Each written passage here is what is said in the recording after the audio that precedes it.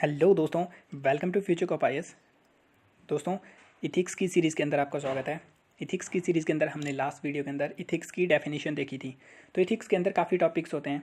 कुछ टॉपिक ऐसे हैं जो कि एक चैप्टर वाइज चलेंगे, वो सारे जैसे एक ही पैटर्न में आपको फॉलो करने पड़ेंगे। जैसे एक स्टार्ट किया, उसके बाद दूसरा, तीसरा, और कुछ इसके अंदर टॉपिक होंगे जिनको आप सेपरेटली डिस्कस कर सकते हो, मतलब उनका दूसरे के साथ में रिलेशन नहीं होगा। तो हम ऐसा ही करेंगे, अलग अलग तरीके से इसको, अलग अलग डायमेंशन से इसको कवर करने जा रहे हैं। बेसिकली जैसे आपका सिलेबस होगा उसके अंदर में हम कोई भी टॉपिक अलग अलग तरीके से उठाएंगे। जैसे मान लो आज हम यहाँ पे कंट्रीब्यूशन ऑफ मॉरल थिंकर उठा रहे हैं, तो इसके अंदर हमारे थिंकर्स आएंगे डिफरेंट्स। इसके साथ साथ में हम जैसे इमोशनल इंटेलिजेंस वाला टॉपिक कर लेंगे, फिर यहाँ पे मॉरल थिंकर हमारे कंटिन्यू रहेंगे, उसके साथ में हम एटीट्यूड वाला टॉपिक कर लेंगे। तो इस तरीके से हम इसको कवर करने जा रहे हैं। तो आज हम पढ़ेंगे, एक टॉपिक का नाम है यहाँ पे contribution of moral thinker and philosopher of India and the world. तो इनकी कंट्रीब्यूशन के बारे में पढ़ेंगे। यहाँ से आपको कोट बेस्ड क्वेश्चन आ सकते हैं या डायरेक्ट क्वेश्चन भी आ सकते हैं, क्योंकि सिलेबस के अंदर मेंशन्ड है, तो इसके बारे में डायरेक्ट भी आ सकते हैं। अब यहाँ पे लिखा गया moral philosopher is nothing but the science of what is good and evil. तो ये बोले मॉरल फिलोसफी, जो मॉरल फिलोसफर होगा वो इससे ज़्यादा कुछ नहीं होगा, ये बताएगा अच्छा क्या है और बुरा क्या है। ठीक है, तो इसी चीज़ के बारे में आगे देखेंगे। इनके बारे में तो नहीं देखने वाले अभी हम, बट हम स्टार्ट करेंगे जो हमारे फर्स्ट इसमें वेस्टर्न फिलोसफर आएंगे। तो सबसे पहले देख लेते हैं हु इज़ फिलोसफर, दार्शनिक कौन होता है। तो फिलोसफर का क्या मतलब हुआ? फिलोसफर का the term philosopher comes from ancient Greek. Ancient Greek से ये टर्म आती है, जिसका मतलब है लवर ऑफ विजडम। तो जो पर्सन बुद्धिमता, जो जानना चाहता है चीज़ों के बारे में, बुद्धिमान बनना चाहता है, उसके लिए जो प्रेरित होता है उसको हम फिलोसफर बोलेंगे।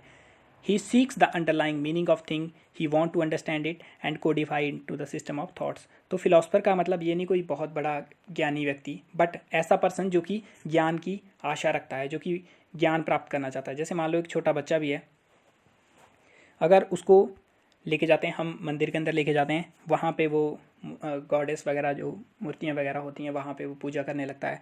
तो एक तो जर्नल सेंस होगी जो उसको बताया जाएगा, वो उसके ऊपर मान लेगा। जैसे जो उसको बिलीव करवाया जाएगा कि भगवान यहाँ पे प्रेजेंट है, ये आपकी इष्ट देवी है, आपको इसको रिस्पेक्ट करना है। एक तो वो हो गया जहाँ पे चीज़ों को मान लिया जाता है डायरेक्टली। लेकिन एक वो पर्सन जो कि क्वेश्चन करेगा इसको कि एक्चुअल में मेरा जन्म कहाँ से हुआ है, अगर हम मौत के बाद कहाँ जाएंगे, गॉड एक्चुअल में होता क्या है, क्या किसी ने गॉड देखा हुआ है। जब वो इस टाइप की क्वेश्चनिंग करेगा और एक्चुअल में चीज़ों को जानने की कोशिश करेगा, ऐसे उनके ऊपर ऐसे विश्वास नहीं कर लेगा कि किसी ने मुझे बोल दिया, मेरे पेरेंट्स ने बोल दिया, या आसपास की चीज़ों ने बोल दिया, या पूरी सोसाइटी उस पर बिलीव कर रही है। ठीक है, सोसाइटी तो किसी भी तरीके से बिलीव कर सकती है, अपने अपने टाइम पीरियड के हिसाब से बिलीव कर सकती है। जैसे सती प्रथा के ऊपर बिलीव किया जाता था, सोसाइटी कुछ भी बिलीव कर सकती है, बट वो पर्सन क्या करेगा, वो लवर होगा विजडम का, वो जानना चाहेगा चीज़ों को। करेगा क्या, वो अंडरलाइंग मीनिंग देखेगा थिंग्स का, कि इनके पीछे क्या है। अगर भगवान है, ये भगवान की पूजा कर रहे हैं, तो एक्चुअल में क्या भगवान है कहीं पे? ये पर्सन दूसरे की पूजा, भगवान की पूजा कर रहा है, ये तीसरे भगवान की पूजा कर रहा है, तो एक्चुअल में क्या ट्रूथ है इसके पीछे, उस चीज़ को जानने की कोशिश करेगा। वो ऐसा नहीं होगा किसी ने बोल दिया तो वो मान लेगा कि हाँ ये सही है, तो उसी को मान लेगा। उन सबको समझना चाहेगा वो, और वो सोसाइटी का बेनिफिट चाहता है पर्सन, उन सबको समझेगा और उसमें एक उसको कड़ियों की तरह जोड़ेगा, उसको कोडिफाई करेगा। मतलब बेसिकली जो फिलॉसफी होती है, जो ह्यूमन की थॉट्स होती हैं, वो अलग अलग डायमेंशन के अंदर फैली होती हैं, उनको कोडिफाई करके बताएगा एक्चुअल के अंदर में कि ये चीज़ है, इसके पीछे ह्यूमन जा रहा है। अगर हैप्पीनेस के पीछे कोई जा रहा है तो हैप्पीनेस ये चीज़ है, ये सब चीज़ें हमें हैप्पीनेस देती हैं, इन सब से चीज़ों से हम बच सकते हैं, उन सबको बताएगा और सोसाइटी को, पूरे वर्ल्ड के साथ में शेयर करने की इच्छा रखेगा वो। तो उस पर्सन को बोलेंगे फिलॉसफर। ठीक है, जो कि सोचेगा किसी चीज़ के बारे में, सोचने की आशा रखता है पर्सन। ठीक है, वो जो है वर्ल्ड को ऐसे नहीं देखेगा जैसे दूसरे पर्सन देखते हैं। जब वो एक बच्चा नई नई चीज़ें देखेगा अपनी लाइफ के अंदर में, जैसे मान लो यूनिवर्स के बारे में देखा उसने, और उसको जो बताया गया वैसे ही मान लिया कि चंदा मामा है आपके, या किसी भी तरीके से जो बच्चों को बताते हैं मान जाते हैं, जिस तरीके से बताते हैं वो उसी तरीके से बिलीव करने लग जाते हैं। जो चीज़ें माँ बाप वैल्यू करते हैं उन्हीं चीज़ों को वो भी बढ़ावा देने लग जाते हैं। तो वो फिलोसफर से अपोजिट है, वो पर्सन जो कि क्वेश्चन करता है चीज़ों को, कि अगर आप भगवान की पूजा भी कर रहे हो तो एक्चुअल में भगवान कहाँ पे प्रेजेंट है, क्या एक्चुअल में भगवान है या आपने खुद क्रिएट किया हुआ है। अगर भगवान है तो कहाँ है भगवान, और इसकी ज़रूरत क्यों है सोसाइटी के अंदर में। उन सब चीज़ों को जो सोचने वाला होगा, उसके बाद जो थ्योरीज देगा, वो पर्सन होगा फिलोसफर।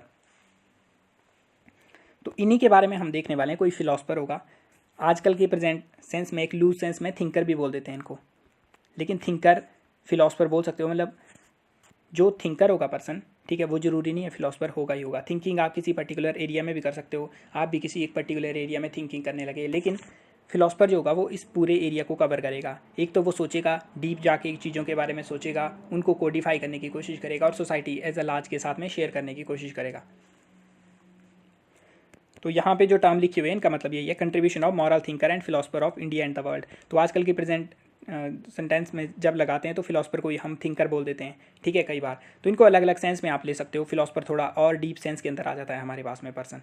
तो ये इनके बारे में देखने जा रहे हैं। यहीं पे देखेंगे हम कौन कौन से फिलोसफर आते हैं। सबसे पहले हमारे पास आता है सॉक्रेट्स, तो हिंदी के अंदर बोलते हैं सुकरात, ठीक है। जहाँ जहाँ पे हिंदी के अंदर कुछ शब्द मिल जाते हैं वहाँ पे मैं लगा देता हूँ उनको, बट काफ़ी शब्द होते हैं जो कि हिंदी के अंदर मिलेंगे, उनका कंफर्म नहीं होता एक्चुअल में कि वही उस वर्ड का मीनिंग होना चाहिए। तो अगर आपको हिंदी मीडियम वाले जो हैं वो इसको प्योर तरीके से हिंदी के अंदर में ट्रांसलेट करना चाहते हैं, या मतलब जो यहाँ पे कुछ ज़्यादा ही कॉम्प्लिकेटेड शब्द होंगे जिनके बारे में पता है, तो आप कांटेक्ट कर सकते हैं मुझसे।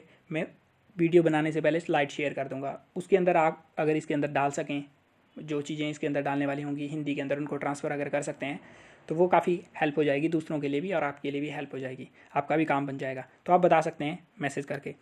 तो सॉक्रेट की बात करेंगे, ये हमारे पास ग्रीक के फिलोसफर हैं, ठीक है। ग्रीस की राजधानी एथन, यहाँ पे इनका जन्म होता है, और डिस्प्यूट है इस बात के ऊपर कि इनका जन्म किस टाइम पीरियड के अंदर हुआ था। तो बोलते हैं 470 BC से लेके 469 BC के बीच में, मतलब ऐसे एस्टिमेट लगाते हैं क्योंकि इनके बारे में ज़्यादा जानकारी प्राप्त नहीं है, ठीक है, कि उसके बीच में हुआ होगा, ठीक है। तो BC की बात हो रही है यहाँ पे, जिस हिसाब से हम चीज़ों को बनाते हैं। BC मतलब कि एक हमारे पास जीरो होता है, ठीक है, जीरो से आगे AD आएगा, ठीक है, मतलब यहीं से टाइम पीरियड स्टार्ट होता है जब ईसा मसीह का जन्म होता है, उस हिसाब से नापा जाता है क्रिश्चियन के द्वारा। अब BC का मतलब इससे पीछे, तो इससे पीछे हमारे पास 470 साल, ठीक है, इससे पीछे 470 साल, और आगे जो आ रहा है जैसे हमारे पास 2018 है, तो आज से 2018 होगा, इसमें इसको प्लस कर देंगे तो लगभग हमारे 2400 साल पहले, ठीक है। तो इस तरीके से जोड़ते हैं इनको, लगभग 2400 साल पहले सॉक्रेट का जन्म होता है, और ये मैरिड होते हैं, 3 सन होते हैं इनके। तो यहाँ से ये पता चल सकता है आपको कि ऐसा नहीं था कि इन्होंने सब कुछ छोड़ दिया था, ठीक है। सुकरात सब कुछ छोड़ के निकल गए थे कहीं पे आसन लगाने, या मतलब इन्हें दुनिया त्याग दी थी, तो उस तरीके की चीज़ें नहीं थी। इन्होंने मैरिज भी की और ये एक मॉडरेट तरीके की लाइफ जीते थे, ऐसा नहीं था एक्सट्रीम तरीके से सब कुछ त्याग के निकल जाना।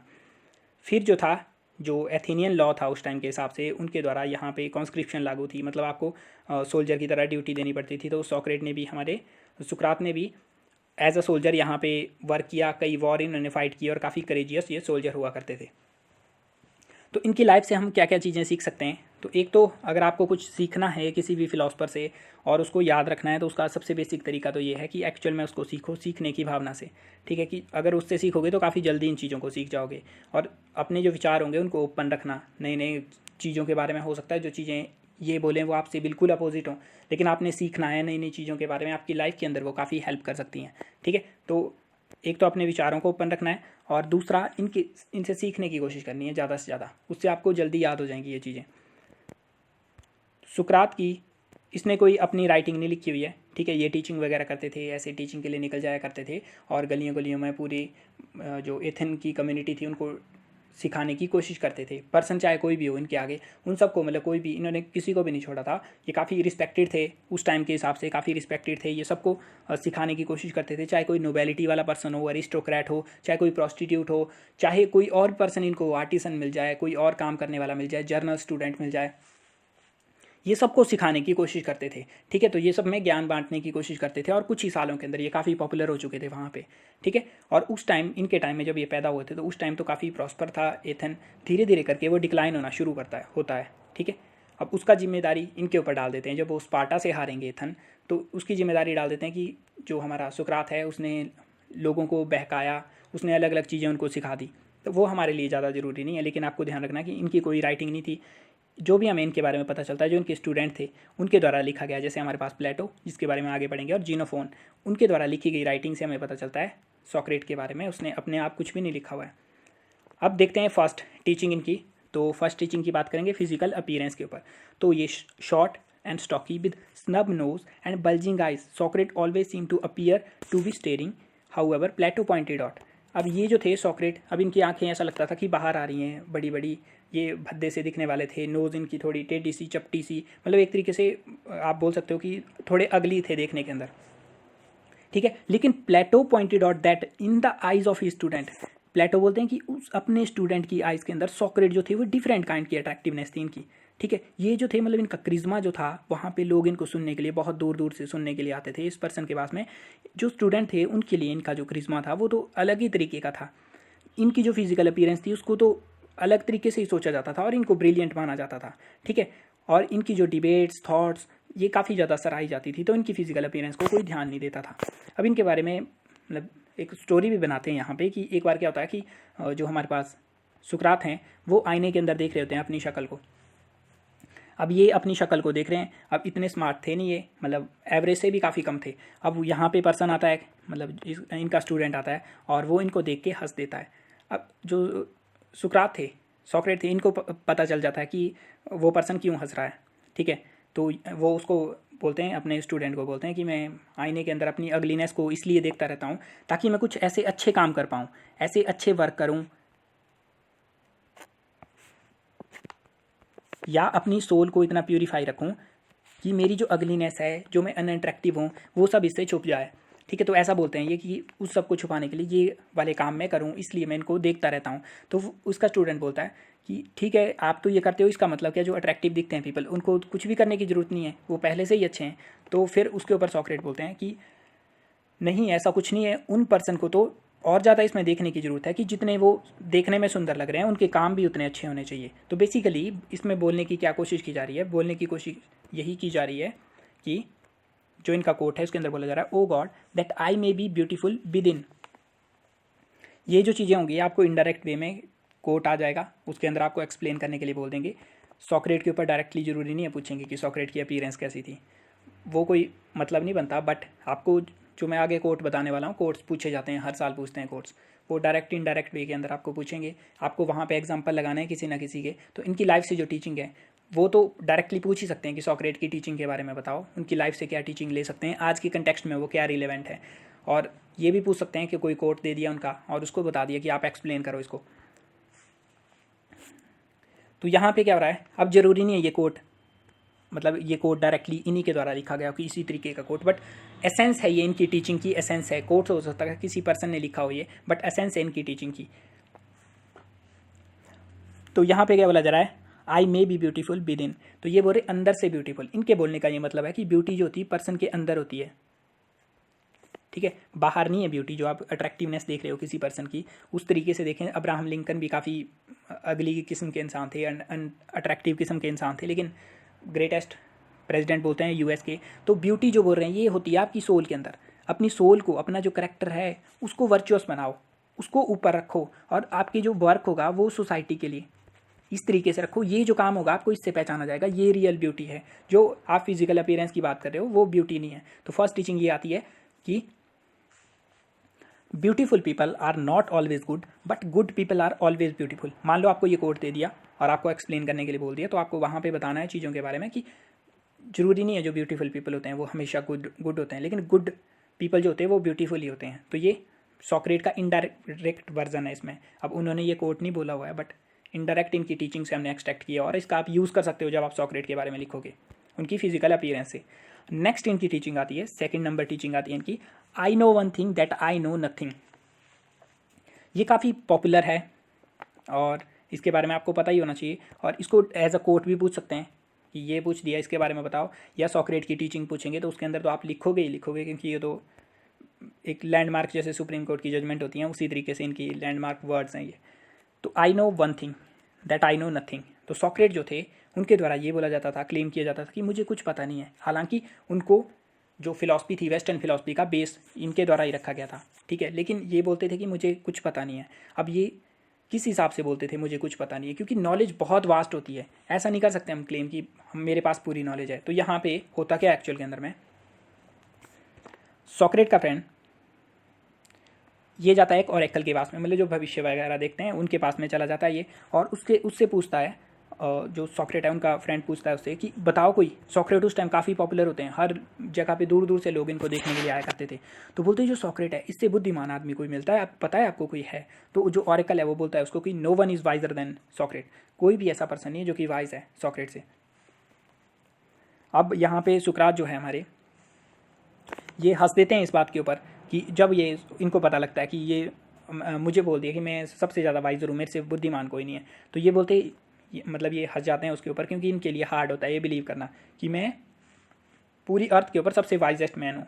तो ये क्या करते हैं, इनको पता होता है अपनी इग्नोरेंस के बारे में, कि मुझे अपने अज्ञान के बारे में पता होता है इनको कि मुझे क्या चीज़ें पता नहीं हैं, क्योंकि लाइफ इतनी कम्प्लेक्स है कि जब मतलब कोई भी पर्सन इतना क्लेम नहीं कर सकता कि मुझे इन चीज़ों के बारे में पता है। ठीक है, अब सॉक्रेट को ये चीज़ें पता थी, he did not think he was wise. अब इसने बोला कि उसने वो नहीं सोचता था कि मैं बहुत मतलब सबसे ज़्यादा वाइज आदमी हूँ। तो ये क्या करता है, मैं देखता हूँ कि जो ऑरेकल ने बोला हुआ है उसको हम कैंसिल कैसे कर सकते हैं, और मैं जाता हूँ किसी को अपने से वाइजर बंदे को ढूंढता हूँ। तो ये चला जाता है लोगों के पास में, अलग अलग प्रोफेशन के लोगों के पास में चला जाता है, जैसे पॉलिटिशियन के पास में, पोइट के पास में, क्राफ्टमैन जो होते हैं उनके पास में चला जाता है। और he found that they only possesses human wisdom. अब वो जो है सॉक्रेट उनके पास में जाता है, पूछता है उनके मतलब उनको एग्जामिन करता है कि एक्चुअल में ये मेरे से समझदार हैं या नहीं हैं, ये एक्चुअल में उसको बताना चाहते थे कि उसने उस पर्सन ने गलत बोला। अब इन्होंने यहाँ पे क्या देखा, उन्होंने देखा जो आर्टिसन होता है उसको, वो जो है अपनी आर्ट के अंदर वाइज है सिर्फ, ठीक है, वो सिर्फ अपनी आर्ट में वाइज है। पॉलिटिशियन अपने काम में वाइज होगा, पोइट अपने काम में वाइज होगा। लेकिन जिस चीज़ को सॉक्रेट इतना महत्व देते थे, हायर थिंग जिसको बोलते थे, लाइफ के बारे में जानकारी होना, जो जिन चीज़ों के बारे में ये बोलते थे कि वर्च्यू सुप्रीम है, एक मॉरल कोड ऑफ कंडक्ट होना चाहिए, मॉरल तरीके से बिहेव करना चाहिए, जो चीज़ों को ये महान मानते थे उनके अंदर उनको नॉलेज नहीं थी। ठीक है, अब सॉक्रेट इसमें क्या फाउंड करते हैं, सॉक्रेट फाउंड करते हैं कि I am visor then this man, for neither of us appear to know anything great and good, but he fancies he knows something although he know nothing, whereas I as I do not know anything so I do not fancy I do। ये बोल रहे कि इस person के पास में कुछ नहीं है, इसके पास में सिर्फ अपनी जो इसका प्रोफेशन है उसके प्रति नॉलेज है, बाकी इसको कुछ पता नहीं है दिन दुनिया के बारे में। लेकिन ये सोचता है मुझे पता है, मुझे सब पता है, और ये अपना काम कर रहा है, दूसरों को राय दे रहा है, बता रहा है चीज़ों के बारे में, बहुत ज़्यादा कॉन्फिडेंस है इसके अंदर में कि मुझे तो सब पता है। सॉक्रेट यहाँ पे बोल रहा मुझे पता है कि मुझे कुछ पता नहीं है, मतलब इस पर्सन को क्या है, इस पर्सन को ये पता नहीं है कि इसको पता नहीं है। ठीक है, मतलब ये इग्नोरेंस के अंदर है और इसको पता नहीं है कि मैं इग्नोरेंट हूँ इन चीज़ों के प्रति। सॉक्रेट बोलते हैं मैं इग्नोरेंट हूँ चीज़ों के प्रति, लेकिन मुझे पता है कि मैं इग्नोरेंट हूँ चीज़ों के प्रति। ठीक है, इसीलिए वो बोलते हैं कि मुझे कुछ पता नहीं है। और जो पर्सन क्लेम कर रहा है कि उसे सब कुछ पता है, वो इग्नोरेंट है, उसको पता ही नहीं है एक्चुअल में कि क्या क्या चीज़ें लाइफ में एग्जिस्ट कर सकती हैं। वो पर्सन अपनी ही हवाबाजी के अंदर घूम रहा है। ठीक है, इसीलिए सॉक्रेट को बोलते हैं वाइजेस्ट मैन, क्योंकि he therefore show that because they all claim they were wise. अब ये पर्सन क्लेम करते हैं कि हम वाइज हैं, जो भी हम प्रेजेंट डे में भी देख लेंगे, जो प्रोफेशन में अलग अलग प्रोफेशन में होते हैं, अपने अपने हिसाब से हर पर्सन की अपनी लाइफ की फिलॉसफी होती है। और काफ़ी लोग जो होते हैं अपने आप को ओपन नहीं रखते क्रिटिसिज्म से भी, कोई पॉलिटिकल आइडियोलॉजी से अगर कोई ताल्लुक रखता है, कोई लेफ्टिस्ट राइटिस्ट, वो उसी के अंदर डूब जाते हैं, उनको दूसरे से कोई मतलब नहीं होता। दूसरा अगर उनको सिखाने की कोशिश करेगा तो उससे मना करेंगे, और वो सोचते कि हम उसके अंदर बेस्ट हैं।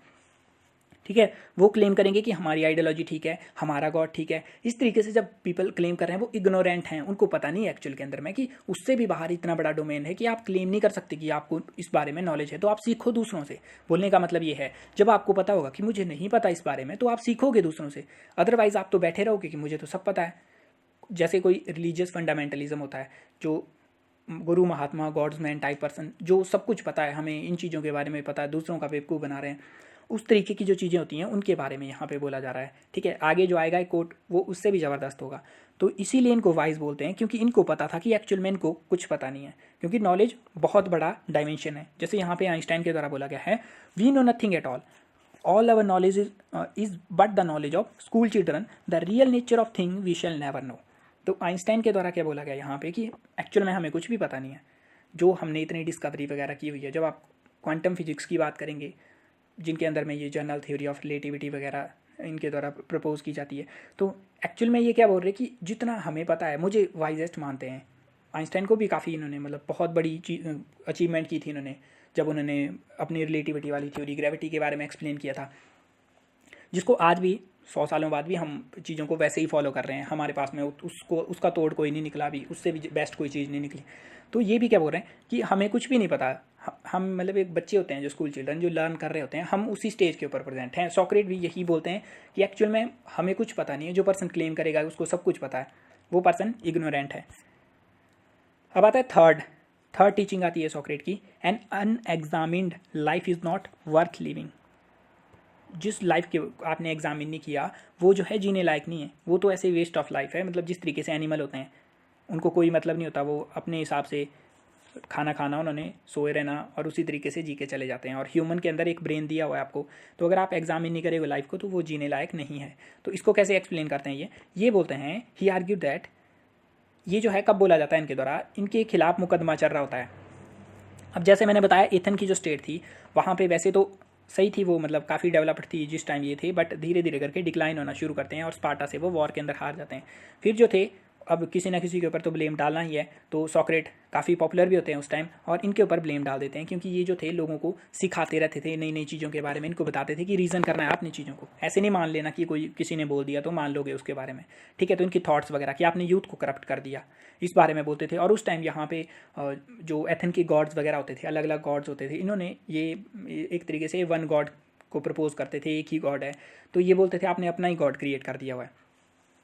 इस कारण इनके खिलाफ मुकदमा चलता है, जब ये 70 या 70+ इतनी एज के अंदर होते हैं, मुकदमा चलता है इनके खिलाफ, और मुकदमे के अंदर ये अपनी पैरवी खुद कर रहे होते हैं, ठीक है। तो वहाँ पे ज्यूरी बैठी होती है, लगभग 500 मेंबर की ज्यूरी बैठी है, उनके सामने ये अपने तर्क वितर्क पेश कर रहे हैं, और उसके अंदर ये बोल रहे an unexamined life is not worth living, कि ये जीने लायक नहीं है अगर एग्जामिन नहीं करोगे अपनी लाइफ को। तो एक्चुअल में क्या बोल रहे हैं, क्या एग्जामिन करना आपने, ये कह रहे हैं he argue that it was important to question and examine your values believe in order to determine if they were correct one. तो ये क्या बोल रहे हैं, आपको क्वेश्चन करना चाहिए और एग्जामिन करनी चाहिए, क्या आपकी जो वैल्यूज़ हैं, आपकी जो बिलीव्स हैं, आपको क्वेश्चन करने चाहिए और देखना चाहिए कि क्या वो करेक्ट है। बिलीव क्या होता है, कुछ चीज़ जो आप एज्यूम कर लेते हो कि ये ट्रू है। अगर मान लो कोई फैक्ट है, जैसे ग्रेविटी को बिलीव नहीं कर सकते आप, क्योंकि ग्रेविटी तो एग्जिस्ट करती है, वो तो आपको पता ही है। गॉड आपने कभी देखा नहीं, लेकिन आप बिलीव कर देते हो उसके अंदर में। जैसे कुछ लोग बिलीव करते हैं कि हमारा गॉड जो है सुपीरियर है आपके गॉड से, और रिलीजन के ऊपर लड़ाइयाँ होती हैं, ठीक है। तो वो क्या है, बिलीफ। तो सॉक्रेट क्या बोल रहे हैं यहाँ पे, आपको क्वेश्चन करना चाहिए और एग्जामाइन करना चाहिए अपने बिलीफ को। जहाँ पे पीपल रिचुअल के अंदर डूबे हुए हैं, अलग अलग भगवानों की पूजा कर रहे हैं, उसको ये सॉक्रेट क्या बोल रहे हैं अपने टाइम के हिसाब से, जो आज भी रिलेवेंट है, कि आपको एग्जामिन करना चाहिए आप किस चीज़ को बिलीव, क्या मान रहे हो आप बिलीव के अंदर में। जैसे मान लो आपने अपने बिलीफ रखे हुए, आपने स्टिग्मा बना दिया हुआ है किसी पर्टिकुलर कास्ट के प्रति, ठीक है। अपनी मतलब ये बोल रहे कि एक्चुअल में अगर आप जिंदा हो तो आपको चेक करना चाहिए एक्चुअल जो आपकी अंदर चीज़ें हैं, जो वैल्यू है आपकी, बिलीफ सिस्टम है, क्या वो गलत तरीके से फीड तो नहीं कर दिया गया आपके माँ बाप के द्वारा, आसपास की सोसाइटी के द्वारा गलत चीज़ें सिखा दी गई। तो सॉक्रेट बेसिकली ये कहना चाहते हैं कि आप एक्चुअल में एग्जामिन करो क्या है आपके दिल के अंदर। जैसे बिलीफ के अंदर आप गॉड के ऊपर मान रहे हो, ठीक है, उसको भी एग्जामिन करो अपने बिलीव्स को। अब इसके अंदर ज़रूरी नहीं आपने काफ़ी डीप चले जाना और फिर पजल हो जाना चीज़ों के बारे में कि गॉड एग्जिस्ट करता है नहीं करता, उतना ज़्यादा जाने की ज़रूरत नहीं है। बट ये अपने हिसाब से बोल रहे हैं इन चीज़ों को कि आपको एग्जामिन करना चाहिए इन सब चीज़ों को, और आपको एक रीज़नेबल तरीके से चीज़ों के ऊपर बिलीव करना चाहिए। जैसे स्टिग्मा होता है किसी पर्टिकुलर कास्ट के प्रति, लो कास्ट, अपर कास्ट, उस टाइप की चीज़ें, या ट्रांसजेंडर होते हैं उनके प्रति एक स्टिग्मा अटैच होता है। अब वो जो है बिलीफ बना लिए हों आपने, कुछ लोगों को देखा होगा आपने, उस हिसाब से ट्रांसजेंडर के खिलाफ आपने बिलीफ बना लिए। बिलीफ का मतलब ये भी होता है, जो रिसेंट के अंदर अंडमान निकोबार के अंदर क्या रिलीजियस कन्वर्जन के लिए पर्सन जाता है क्रिश्चियनिटी का, एंड उसको मार दिया जाता है वहाँ पे, तो वो पर्सन अपने हिसाब से क्या बिलीव कर रहा था, वो बिलीव कर रहा था कि मैं भगवान के लिए जा रहा हूँ वहाँ पे, मैं इन पर्सन को यहाँ पे सिखाऊंगा, ऐसी चीज़ सिखाऊंगा जिसके कि मतलब इनको बेनिफिट हो जाएगा उससे, क्योंकि मेरा भगवान अच्छा है और मैं अपने भगवान, अपने रिलीजन के लिए मैं इनको सिखाऊंगा, भगवान का संदेश लेके जाऊंगा मैं इनके पास। तो उसका बिलीफ होता है ये। अब था ये बेवकूफ़ी वाला बिलीफ, लेकिन उसका बिलीफ था ये। तो सॉक्रेट क्या बोल रहे हैं कि आपको क्वेश्चन करना चाहिए और एग्जामाइन करना चाहिए कि क्या आपका जो बिलीफ था वो करेक्ट था।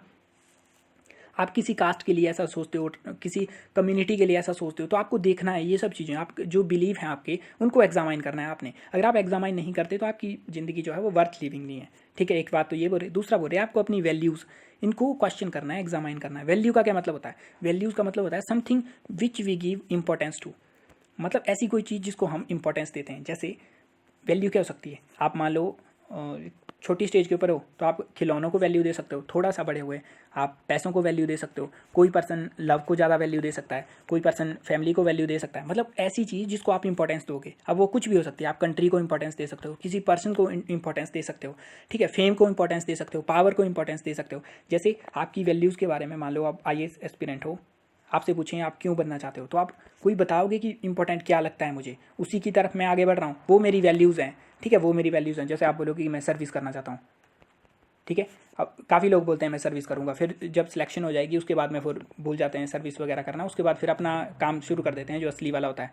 तो उसके अंदर क्या है यहाँ पे वैल्यू, वो पहले इंपॉर्टेंस दे रहे थे किस चीज़ को, सर्विस को। जब वो चले जाते हैं उसके अंदर में, वो वहाँ पे बैठ जाते हैं, उसके बाद वो किसी और चीज़ को इंपॉर्टेंस दे रहे हैं। तो वैल्यू सिस्टम है ये। तो सॉक्रेट क्या बोल रहे हैं, अपने वैल्यूज़ और बिलीव को क्वेश्चन करो, एग्जामाइन करो कि एक्चुअल में क्या वो राइट हैं कि राइट डायरेक्शन में जा रहे हैं। अगर राइट में नहीं जा रहे तो आपको प्रॉब्लम्स देंगे वो, ठीक है। अब सॉक्रेट जो थे अपनी रिस्पॉन्सिबिलिटी सोचते हैं कि मैं एग्जामाइन खुद को भी करूँगा कि एक्चुअल में मुझे पता है इन चीज़ों के बारे में कि नहीं, और दूसरों को भी मैं एग्जामाइन करूँगा, ठीक है। तो यहाँ पे ध्यान देने वाली बात ये भी है कि सॉक्रेट जो थे सोसाइटी के प्रति अपनी जिम्मेदारी सोच रहे हैं, वो दूसरों के प्रति सोच रहे हैं। यहाँ पे अपनी रिस्पॉन्सिबिलिटी तो सोच ही रहे हैं कि मैं खुद को तो एग्जामिन करूँगा ही करूँगा कि मैं सही, मेरे वैल्यू बिलीफ सही हैं कि नहीं, दूसरों को भी एग्जामिन करूँगा। अब दूसरों को एग्जामिन करने के लिए इनका एक मेथड था, वो काफ़ी फेमस है, जिसको बोलते हैं सॉक्रेट मेथड, ठीक है। तो उसके बारे में देखेंगे ये कैसे एग्जामिन करते थे दूसरों को। मतलब बेसिकली जो लोग होशियारी मारते थे कि हमें सब कुछ पता है, जैसे सॉक्रेट ने तो बोला मुझे कुछ भी पता नहीं है, तो ये सीखने के लिए आतुर रहते थे, नई नई चीज़ें सीखते रहते थे, सोचते रहते थे चीज़ों के बारे में कि मैं किस तरीके से अपने बिलीफ्स वगैरह को करेक्ट करके रखूँ। लेकिन कुछ पीपल जो सोचते थे कि हमें सब कुछ पता है, हमारे हमसे तो कुछ भी छुपा नहीं है, जैसे कि ज़्यादातर लोग होते हैं, तो उनके लिए सॉक्रेट किस तरीके का मेथड यूज़ करते थे अपनी टीचिंग के लिए, वो देखते हैं आगे। उससे पहले यहाँ पे क्वेश्चन है फर्स्ट, राइट ऑन 5 बिलीव्स, 5 ऐसे बिलीफ आपकी जर्नल लाइफ से जो आप देखते हो कि मतलब वो जस्टिफाइड नहीं है, वो गलत हो सकते हैं। तो आपको करंट अफेयर से उठा के 5 बिलीफ ऐसे बनाने जो कि जस्टिफाइड नहीं है आपके हिसाब से, ठीक है। अब उसको आप आंसर बनाओगे। नेक्स्ट है कि what should be the fundamental values for a civil servant. तो आपको बताना क्या वैल्यू करनी चाहिए सिविल सर्वेंट को, उसके अंदर आप बता सकते हो। वो आप मतलब आगे तो हम देखेंगे ये फाउंडेशनल वैल्यू कहते हैं सिविल सर्वेंट की, बट यहाँ पे आपको खुद सोचना है। वैल्यू का मतलब मैंने बता दिया, अब सिविल सर्वेंट को क्या वैल्यू करनी चाहिए, क्या उसको लॉ की वैल्यू करनी चाहिए, लोगों की वैल्यू करनी चाहिए, टाइम की वैल्यू, वो आप देखोगे अपने हिसाब से बना लोगे इनको, ठीक है। तो आप वो लिखोगे। फिर आता है हमारे पास सॉक्रेट का मेथड। अब ये जो थे कोई मेथड यूज़ करते थे, मतलब जब ये टीचिंग करते थे, लोगों को सिखाते थे, तो उसके लिए मेथड यूज़ करते थे। तो मेथड कौन सा है इसमें, Socrates method was not necessarily use to determine what is true but rather to determine what cannot be true।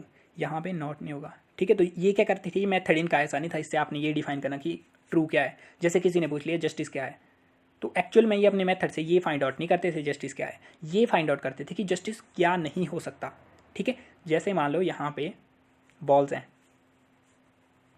ठीक है। तो इन्होंने एक्चुअल में यहाँ पे मान लो रेड बॉल को आपने यहाँ से स्ट्राइक आउट करना है, उसके बारे में पहचानना है। तो एक्चुअल में ये ऐसा नहीं देखते थे कि रेड बॉल निकालनी है, ये एक्चुअल में ऐसा देखते थे कि इसमें से कौन सी बॉल रेड नहीं है, ठीक है। उनको बाहर निकाल देना, उसके बाद जो बचेगी बॉक्स के अंदर वो रेड ही बचेगी, ठीक है। तो इनको बाहर निकाल देंगे। तो एक्चुअल में ये क्या करते थे, सॉक्रेट method always begin with सॉक्रेट asking his interlocutor what is x. तो ये कुछ पूछते थे किसी पर्सन से, मान लो ये मतलब घूमते रहते थे।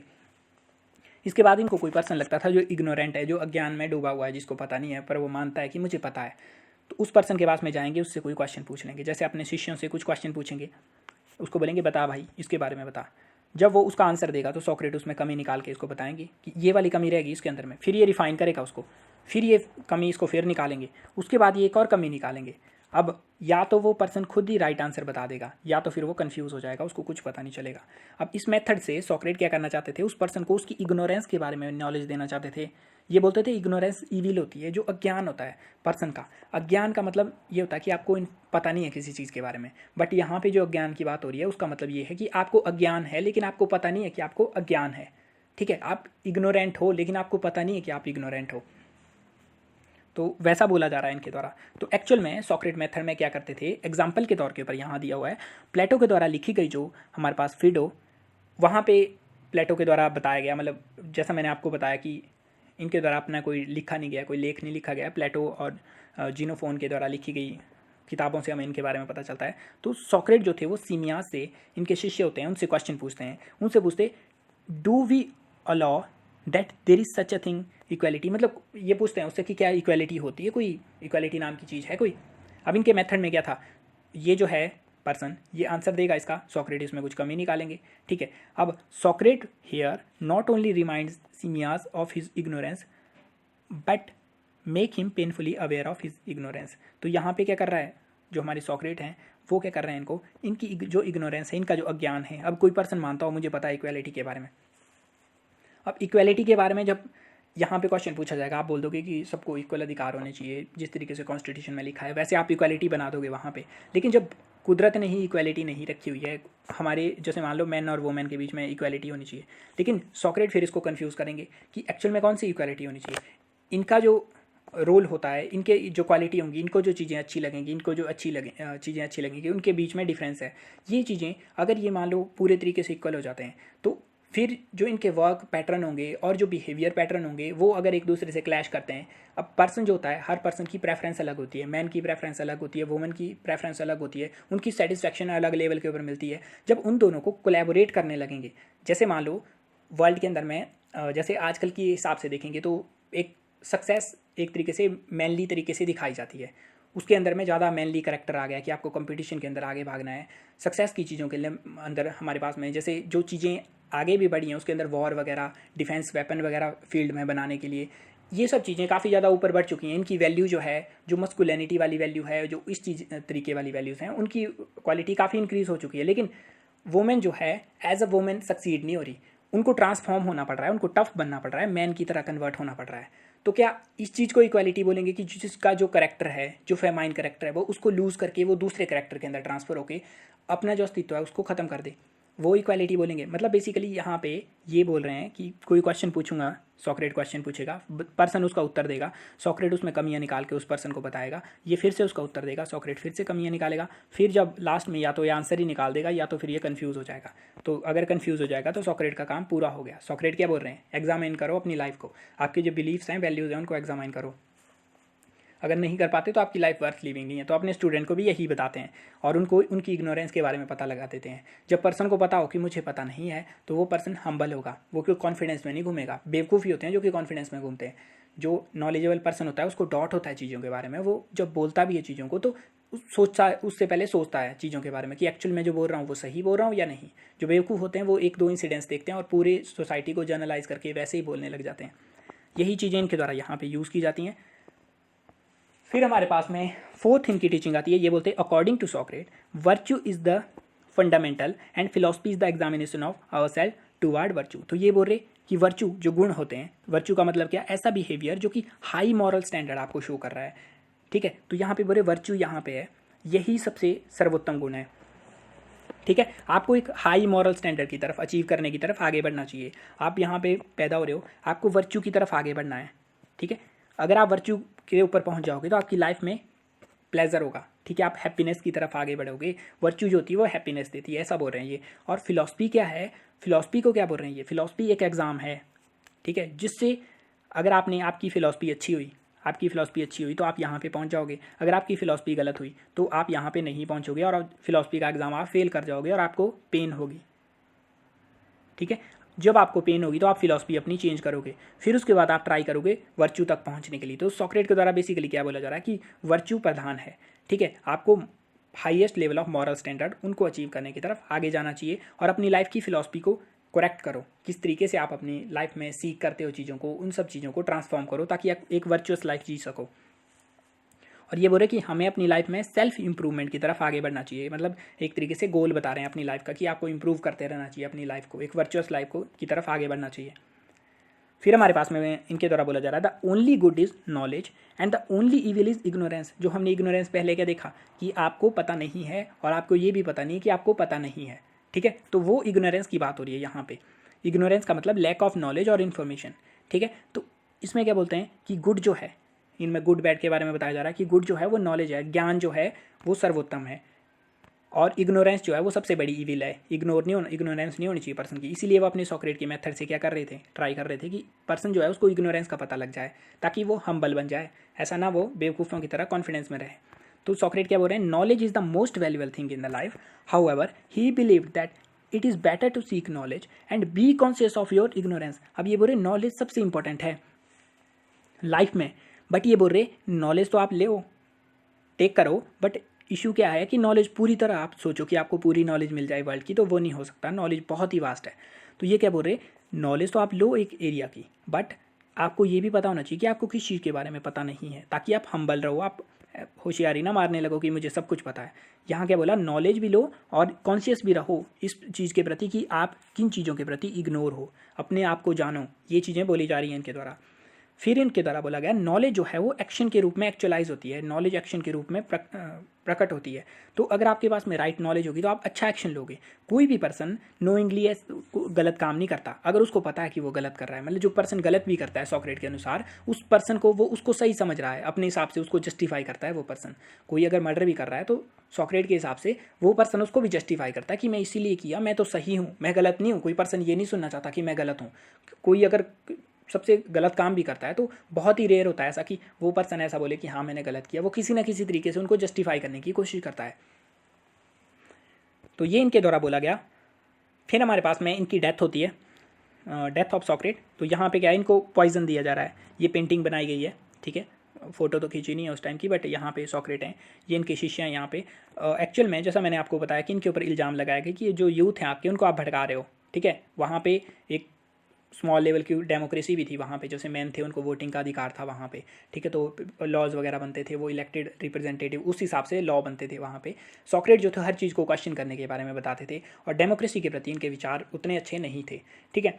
तो ये बोलते कि आपने लोगों को करप्ट किया, आपने वॉर वगैरह हम जो हारे वो आपकी वजह से हारे, आपने लोगों को बेवकूफ़ बनाया, वो वॉर के अंदर नहीं जाना चाहते, वो रीजनिंग फिलॉसफी वगैरह में ज़्यादा डूबे रहना चाहते हैं। और इनको बोला कि आप जो गॉड वगैरह हैं उनको भी क्वेश्चन कर रहे हो हमारे, ठीक है, आप एक गॉड की बात कर रहे हो। तो इनको जो है ज्यूरी के पास में लेके आते हैं। वहाँ पे लोगों के सामने इनके तर्क वितर्क होते हैं कि मतलब आज इनके द्वारा अपना डिफेंस प्रस्तुत किया जाता है कि मैंने इस लिहाज से किया, मैं रीज़न कर रहा हूँ, ये कर रहा हूँ। उनके द्वारा अपने हिसाब से इनके ऊपर रीजनिंग थोपी गई इनके द्वारा। और उसके बाद में इनको सज़ा होती है कि आपको जो है पॉइजन, मतलब सुसाइड करना पड़ेगा आपका। सुसाइड के लिए तो आपको पॉइजन होगा, उसको आप पी जाओगे। तो यहाँ पे ये उपदेश दे रहे हैं इनको। तो होता क्या है, डेथ कैसी होती है इनकी, जूरी जो है were not swayed by the सॉक्रेट defence and convicted him. इनको डेथ सेंटेंस दे देते हैं। ये वोट होते हैं 280 एक साइड और 201 इनके फेवर के अंदर, 280 जो है इनके अगेंस्ट होते हैं। अब जो एथियन लॉ होते हैं उसके उन टाइम के हिसाब से वो क्या करते हैं, जो पर्सन है जिसको कन्विक्ट किया गया है उसको मतलब इच्छा देते हैं, वो मतलब अपनी इच्छा प्रकट कर सकता है कि अगर वो अपनी सज़ा, कोई अल्टरनेटिव सज़ा चाहता है इसके अलावा। जैसे मान लो आप डेथ पेनल्टी के अलावा आपको ऐसा बोलें कि आपको एथियन जो स्टेट है वहाँ से बाहर निकाल दिया जाएगा, एग्जाइल कर दिया जाएगा, कहीं और भेज देंगे आपको, वो वाली सज़ा। या मतलब आपने उम्र कैद की सज़ा अगर आपने चेंज करवानी हो तो आप उसके लिए मांग सकते हो। तो सॉक्रेट को भी बोलते हैं कि मांग ले भाई, अगर तूने डेथ से बचना है तो तू दूसरे वाला मांग ले, या तो यहाँ से बाहर निकल जा, वो भी हमें चलेगा। तो सॉक्रेट यहाँ पे सुजेस्ट करते हैं कि मैंने कुछ गलत ही नहीं किया हुआ है, आपने जो बोला वो तो आपके हिसाब से सही है, लेकिन मैं जो बोल रहा हूँ वो भी तो समझो, जो मैं रीजनिंग कर रहा हूँ। तो ये बोलते ही suggested he be honoured by the city for his contribution for their enlightenment. जो मैंने प्रबोधन करवाया आपका, उसके लिए जो है आपको मुझे ऑनर करना चाहिए, मुझे सम्मान देना चाहिए आपको, और मुझे पे मिलनी चाहिए मेरी सर्विसेज के लिए, जो मैंने लोगों को उनकी इग्नोरेंस से अवगत करवाया। तो उसके ऊपर इनको और ज़्यादा गुस्सा आता है और ये जो होते हैं उसको बोलते हैं कि आपको मरना पड़ेगा और आपको हेमलॉक जो पॉइजन होता है, एक प्लांट पॉइजन होता है, इसको आपको पीना पड़ेगा और काफ़ी पेनफुल डेथ होती है इसकी वजह से। ये जो है आपको पीना पड़ेगा पॉइजन, ठीक है। तो जो आपको पिक्चर दिख रही है यहाँ पे, ये इन्हीं की है, ठीक है। इनको मौत वगैरह से कोई डर नहीं था, कि मरना वगैरह कुछ नहीं था इनके हिसाब से। तो इनकी मौत से भी हमें इनकी टीचिंग मिलेगी एक। तो अब जो था, इनकी मौत होने वाली होती है। अब बिफोर सॉक्रेट एग्जीक्यूशन, इनके मारने से पहले क्या होता है, इनके जो फ्रेंड होते हैं ये कहते हैं, मतलब ये मतलब काफ़ी इन्फ्लुएंशियल थे, ऐसे नहीं थे मतलब कोई भी टॉम डिक एंड हैरी। इनके जो शिष्य थे वो भी काफ़ी इन्फ्लुएंशियल थे। तो वो बोलते हैं कि हम जो है ब्राइब देंगे गार्ड वगैरह को और आपको बाहर निकाल देंगे यहाँ से, और उसके बाद आप भाग के निकल जाओ यहाँ से। सॉक्रेट को बोलते हैं, सॉक्रेट मना करते हैं। वो कहते हैं कि मुझे मौत से डर नहीं लगता, ठीक है, और मैं जो है मैं एग्जाइल की तरफ यहाँ से भाग के चला जाऊँगा। इनके द्वारा क्या बोला गया था, वर्च्यू हाईएस्ट स्टैंडर्ड दिखाने हैं मॉरलिटी के। अब आप भाग के यहाँ से निकल जाओ, जो इनकी कंट्री है। अब ये क्या बोलते हैं कि मैं जो है ट्रू सिटीजन हूँ एथन का, ट्रू सिटीजन हूँ, ऐसे भाग के नहीं जाऊँगा दूसरी जगह। जब मैं दूसरों को वर्च्यू बोल रहा हूँ तो उसका मतलब ये नहीं कि दूसरों को ही करना है वो, मुझे नहीं करना वो, ठीक है। और मैं जो है लॉ के लिए अबाइड रहूँगा, चाहे मुझे डेथ पेनल्टी दे दी गई है इनके द्वारा। तो ये मना करते हैं। और Plato described Socrates execution in Phaedo dialogue. तो इनके प्लेटो के द्वारा यहाँ पे डिस्क्राइब किया गया इसको। ये बोलते हैं कि सॉक्रेट ने ड्रैंक कर लिया हेमलॉक, जो पॉइजन था, उसको बिना हेजिटेशन के ड्रैंक करके, जैसे यहाँ पे दिखाया जा रहा है पीछे, ये जो है बिना हेजिटेशन के लोग यहाँ ये देख रहे हैं, और ये जो है बिना हेजिटेशन के जो पॉइजन था उसको ड्रैंक करके, ठीक है। और ये जो है आराम आराम से, मतलब इस पेन काफ़ी ज़्यादा होता था इससे, लेकिन सॉक्रेट को उसका कोई असर नहीं था। इनके चेहरे के ऊपर आप शिकन नहीं देख सकते। ये काफ़ी शांत स्वभाव से जो है अपनी डेथ को प्राप्त करते हैं इस पॉइजन को खाने के बाद भी। तो एक्चुअल में सॉक्रेट के व्यू क्या थे डेथ के ऊपर? सॉक्रेट इनको बोलते हैं, सॉक्रेट बोलते हैं किस बात का रोना है ये? डेथ जो है कोई एंड नहीं है एग्जिस्टेंस का। ये तो सिर्फ जो बॉडी है आपकी, बॉडी है ये मर जाएगी आपकी, इसके अंदर एक सोल होती है। जैसे हिंदुइज्म का कंसेप्ट होता है कि इसके अंदर एक सोल है, सोल तो अजन्मा है, सोल जो है फिर से जन्म लेगा दूसरे की बॉडी के अंदर में, ठीक है। The soul of living come only from dead. तो इनके द्वारा डिफाइन क्या किया गया कि जैसे कोई किसी की बर्थ होती है, उसका अपोजिट क्या है? उसका अपोजिट होता है डेथ। जैसे मैंने कल आपको बताया था कि अपोजिट जो नेचर है उसके अंदर अपोजिट चीज़ें रहती हैं, ठीक है। जैसे मैटर और एंटी मैटर के बारे में बताया था मैंने कि जब बिग बैंग होती है तो उसमें मैटर और एंटी मैटर दोनों बनते हैं। तो यहाँ पे क्या बोला गया? गुड और बैड दोनों एग्जिस्ट करते हैं, लाइट और डार्कनेस दोनों एग्जिस्ट करते हैं। जिस तरीके से हर चीज़ के अपोजिट यहाँ पे एग्जिस्ट करते हैं, उसी तरीके से डाइंग एंड जो पर्सन पैदा होता है, ठीक है, या तो आप मर रहे हो, एक पर्सन पैदा हो रहा है, ये दोनों अपोजिट हैं एक दूसरे के। तो जब आप मरते हो तो क्या होता है? वहाँ पे आपकी जो है बॉडी ख़त्म हो जाती है, आपकी सोल रिलीज़ हो जाती है, और ये सोल दूसरे पर्सन में चली जाती है। तो जिस तरीके से हिंदुइज्म का कंसेप्ट है वैसे ही ये बोल रहे हैं। तो सॉक्रेट के द्वारा क्या बोला जाता था कि सोल एग्जिस्ट करती है और सोल एक बॉडी से दूसरी बॉडी के अंदर ट्रांसफ़र होती है। अब सॉक्रेट के व्यू डेमोक्रेसी के ऊपर क्या थे? तो सॉक्रेट जो थे कंपेयर करते थे इसको एक सोसाइटी को एक शिप से, ठीक है, सोसाइटी को शिप से कंपेयर करते थे। और ये बोलते थे, पूछते थे पर्सन से कि क्या जो आपकी शिप है, जो आपकी सोसाइटी है, उसको आप किस पर्सन से चलाना चाहते हो? कोई भी चला ले उसको, जिसकी मर्जी है वो चला ले शिप की, या कोई एजुकेटेड पर्सन हो जिसको पता हो शिप के बारे में। तो ऑब्वियस ही बात है, कोई भी बोले कि एजुकेटेड पर्सन होना चाहिए जिसको शिप के बारे में पता हो। तो ये बोलते कि कोई भी पर्सन जो वोट वगैरह ले सकता है, ज़रूरी थोड़ी नहीं है वो एबल ही होगा, ठीक है। जिस तरीके से वो अगर पीपल को परसुएड कर सकता है, उसका मतलब ये थोड़ी नहीं कि वो एक एबल शासक होगा। और यहाँ पे ये भी बोलते हैं कि voting in election is a skill. जो वोटिंग करते हैं मतलब ये कला है, जो वोटिंग करते हैं। ऐसा नहीं कि किसी को भी आप वोटिंग का राइट दे दोगे वो जो है काफ़ी अच्छा वोट करेगा। जैसे कास्टिस्ट हमारे इतने सारे MLA MP जो हैं कन्विक्टेड होंगे, मतलब उनके ऊपर चार्जेस लगे होंगे काफ़ी हीनियस क्राइम के। तो वैसे ही इनके द्वारा बोला जा रहा है उस टाइम, मतलब इतने टाइम पहले ही ये बोल रहे हैं इन चीज़ों के कि जो वोटर है ऐसा मत समझो कि बहुत ज़्यादा वो होशियार है, ये भी एक स्किल है। आपको क्या करना पड़ेगा? ऐसे इंट्यूशन, उसके दिल से कोई भावनाएं आ रही हैं अपनी कास्ट के प्रति, रिलीजन के प्रति वोट दे रहा है वो, तो उसको वोटिंग नहीं बोलते, वो डेमोक्रेसी वगैरह कुछ नहीं है। तो ये जो है स्किल, इसको सिखाना पड़ता है पीपल को, ठीक है। तो letting the citizen vote without an education is irresponsible. इसको आप आजकल के कंटेक्स्ट में भी यूज़ कर सकते हो कि सिटीज़न को आपने जागरूक नहीं करवाना, उनको एजुकेटेड नहीं करवाना कि उनकी इतनी औकात बन सके कि वो किसी को इलेक्ट कर सकें। वो अपने विचारों से ही, अगर मतलब उनको जिस हिसाब से इंट्यूशन है, जैसे इंडिया की बात करेंगे, यहाँ पे काफ़ी कास्टिज़म के ऊपर वोट होते हैं, खासकर नॉर्थ इंडिया के अंदर तो कास्टिज़म के नाम के ऊपर पूरी राजनीति होती है। तो उस टाइप की जो राजनीति है इसके खिलाफ बोल रहे हैं, इसीलिए ये डेमोक्रेसी के अगेंस्ट थे, ठीक है। तो नेक्स्ट वीडियो के अंदर हम इमोशनल इंटेलिजेंस के बारे में डिस्कस करेंगे, और फिर नेक्स्ट हम वीक जो है नेक्स्ट हमारे जो थिंकर होंगे उनके बारे में डिस्कस करेंगे। तो मिलते हैं नेक्स्ट वीडियो के अंदर। Thank you.